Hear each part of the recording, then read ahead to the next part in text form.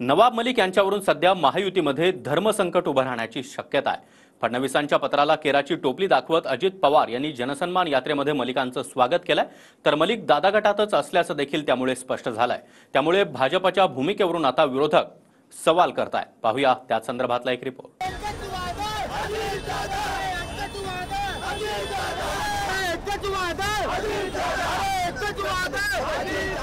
देवेंद्र फडणवीसांचं इशारा वजा पत्र केराच्या टोपलीत टाकत अजित पवारांनी नवाब मलिकांना स्वतःच्या गटात स्थान दिलंय। फक्त स्थानच नव्हे तर भाजपच्या विरोधाला झुगारत मुंबईतल्या जनसन्मान यात्रेदरम्यान गाडी थांबवून मलिकांना गाडीत स्थान दिलं आणि आपण मलिकांसोबतच आहोत हे सुद्धा अजित पवारांच्या राष्ट्रवादीनं स्पष्ट केलंय। अजित पवार यांची जनसन्मान यात्रा पोहोचते, दादांचा ताफा पोहोचला, तर दुसरीकडे आपण पाहतोय नवाब मलिक जे आहेत ते सुद्धा या ठिकाणी उपस्थित राहिलेले आहेत आणि नवाब मलिक यांच्याकडून आता अजित पवार यांचं स्वागत केलं जाणार आहे। अजित दादा या ठिकाणी दाखल झालेले आहेत आणि नवाब मलिक स्वतः या ठिकाणी पोहोचलेले आहेत। नवाब मलिकांकडून त्यांचं स्वागत केलं जाते। अजित दादा खाली उतरलेले आहेत, नवाब मलिक यांना त्यांनी नमस्कार केलेला आहे आणि अजित पवार यांच्याच गाडीतून आता नवाब मलिक जे आहेत ते प्रवास करतायत। ही सगळी दृश्य आपण या ठिकाणची पाहतोय। अजितदादांसोबत नवाब मलिक, आता जो ताफा आहे तो आता पुढे पुढे निघतोय, त्यामुळे नवाब मलिक हे आता अजितदादांसोबत आहेत यावर शिक्कामोर्तब झालं। फडणवीसांनी यावर आपण मलिकांच्या भूमिकेवर ठाम असल्याचं म्हटलंय, मात्र ही भूमिका त्यांची आधीपासूनच होती। त्यावर आता खुद्द अजित पवार यांनी मलिकांना साथ दिल्यानंतर भाजप पुढे काय करणार हे अस्पष्ट आहे।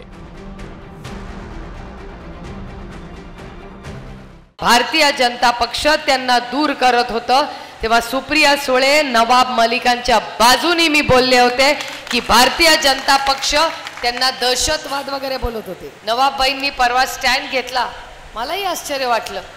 देवेंद्र फडणवीसांनी अजित पवारांना पत्र लिहिलं होतं की आमच्या आघाडीमध्ये नवाब मलिक चालणार नाही, सोयीप्रमाणे नाती जोडायची आणि सोयीप्रमाणे नाती तोडायची हे भारतीय जनता पक्षाचे संस्कार असतील, एक वेळ ते आमचे नाहीत।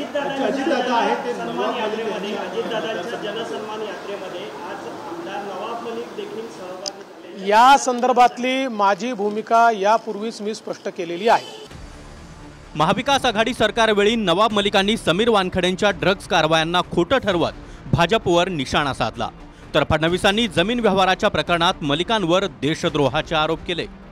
त्यानंतर 5 जुलै 2023ला अजित पवारांचा गट भाजपसोबत सत्तेत सामील झाला आणि योगायोगानं 1.5 वर्षानंतर 30 जुलै 2023ला नवाब मलिकांना देखील वैद्यकीय आधारावर जामीन मिळाला। जामीन मिळाल्याच्या पहिल्याच अधिवेशनामध्ये मलिक सत्ताधारी बाकांवर बसल्यानं भाजपच्या भूमिकेवर विरोधकांनी सवाल केले। त्यावर फडणवीसांनी अजित पवारांना एक खरमरीत पत्र लिहिलं। ज्या पद्धतीचे आरोप मलिकांवर आहेत त्यावरून त्यांना महायुतीमध्ये स्थान योग्य ठरणार नाही। सत्ता येते आणि जाते, पण देश महत्त्वाचा आहे।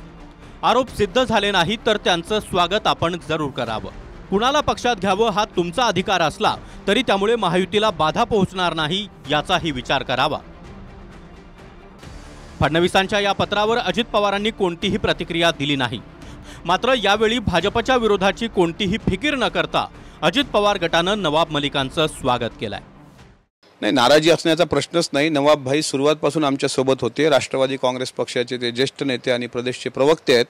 जसं त्यांच्या अडचणीच्या काळात राष्ट्रवादी पक्ष त्यांच्यासोबत खंबीर उभा राहिला, अजितदादा खंबीर उभे राहिले, म्हणून आज ते दादांसोबत आहेत। भारतीय जनता पार्टी दुटप्पीपणे वागते त्याचा हा पुरावा आहे। नवाब मलिक ज्यावेळेस आमच्यासोबत होते महाविकास आघाडीवर, त्यांना दाऊद इब्राहिमचे हस्तक म्हणून घोषित त्यांनी सांगितलं होतं। दाऊद आमच्याबरोबरचे जे एकनाथ शिंदे हे सुद्धा म्हटले होते की जे देशद्रोही आहे त्यांच्या मांडीला मांडी लावणाऱ्याबरोबर मी बसवू शकत नाही। तर आता तेच नवाब मलिक अजितदादाच्या मांडीला मांडी लावून आणि अजितदादा तुमच्या मांडीला मांडी लावून बसलेले, ज्यांचा दाऊद बरोबर संबंध असल्याचं तुम्हीच सांगितलेले, आम्ही नाही सांगितलेलं। एक चर्चा अशीही आहे की मलिकांऐवजी त्यांची मुलगी सना मलिकांना अजित पवार गट उमेदवारी देईल, त्यामुळे भाजपसमोरचं भूमिकेचं धर्मसंकट देखील काहीसं कमी करण्याचा प्रयत्न होऊ शकतो। मात्र महाविकास आघाडीवेळी भाजपनं ज्या पद्धतीनं मलिकांविरोधात रान उठवलं होतं तेच रान मलिकांवरून भाजप विरोधात उठवण्याची शक्यता नाकारता येत नाही। त्यामुळे मलिकांवरून भाजपची भूमिका काय हे वर्षभरापूर्वी स्पष्ट झालंय। आता भाजप काय पावलं टाकणार याची प्रतीक्षा असणार आहे. नाहीतर जे प्रश्न भाजपनं महाविकास आघाडीला विचारले होते त्या प्रश्नांची उत्तरं देण्याची वेळ भाजपवरच येईल. विधानसभेला तिकडच्या बाजूने देवेंद्र अजित पवारांच्याकडून नवाब मलिक यांच्यावर अतिशय गंभीर आरोप झाले. त्यामुळे बहुतेक भारतीय जनता पक्षाने त्यांची मुलगी उभी राहिली तर चालेल, पण नवाब मलिक नको असं काहीतरी सोल्युशन काढलेले दिसते.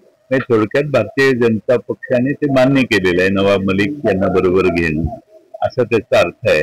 आणि त्यामुळं त्यांची जवळीक भारतीय जनता पक्ष करते असं आता चित्र समोर येते. गिरीश गायकवाड, TV9 मराठी, मुंबई.